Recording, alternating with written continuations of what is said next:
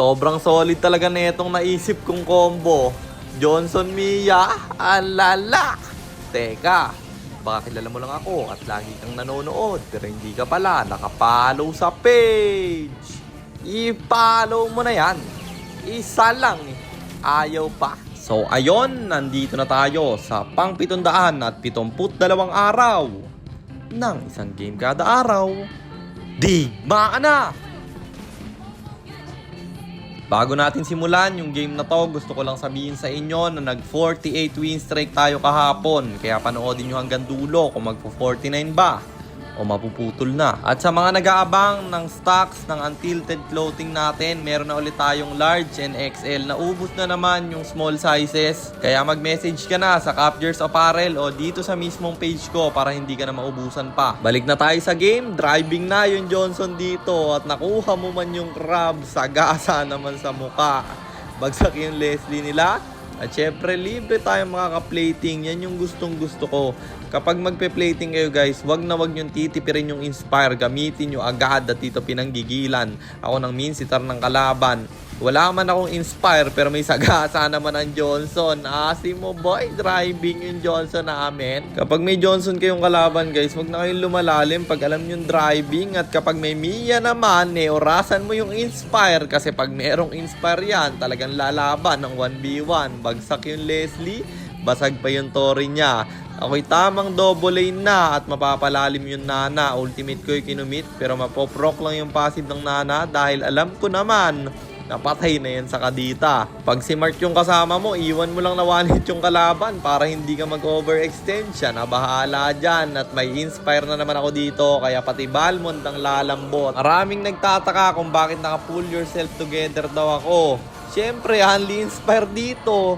At isa pa, lagi nilang tinatanong, ba't ako nakakilling spree? Kita nyo naman sa simula, para sa Savage yun. Tuloy-tuloy kasi yung buhay mo. Kapag nalo-low HP yung mga kalaban, ibig sabihin, nadadagdagan yung buhay, mas tatagal ka sa clash, at mas makakasavage ka kasi nga hindi ka na mamamatay. Pilit ko nga habulin yung Nana dito men, pero nagka-passive siya. Kaya hindi na ako umasim pa at bagsak na naman yung Balmond. Driving dito yung Johnson. Sino kaya ang maswerteng tatamaan? Pero ako na may tamang basag lang. At sabi ng Johnson, dito daw tayo sa top. Huli yung Lapu, ulti ng Mincy, commit at sobrang pangit ng Minsitar kung ipang-counter mo sa lineup namin. Kasi wala naman akong dash. Talagang kawawa ka.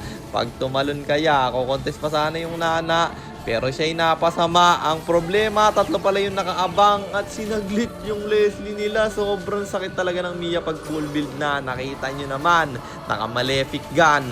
Kaya ako na, yun sasakay. Yun yung goal signal ko guys. Pag naka-malefic gun ako, si Mark mag-aabang na lang, dagdag pressure sa kalaban kasi hindi siya kita sa mapa at magugulat na lang sila na yung sakay pala ay Mia. Sabi ko basag lang ako ng konti, tsaka mo ko isakay at eto na yung Savage na paparating.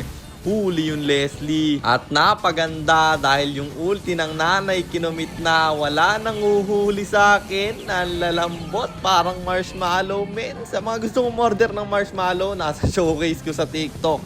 Savage aking nakuha. Diretso sa base nila at ako'y nag-tower na kaya natapos ang laban at panalo na naman tayo. And ang standing na natin ay 662, 110, 662 wins and 110 losses. Para naman sa mga bago lang at hindi pa nakakaalam, ang ginagawa po nating content tuwing 9 PM ay 1 game per day.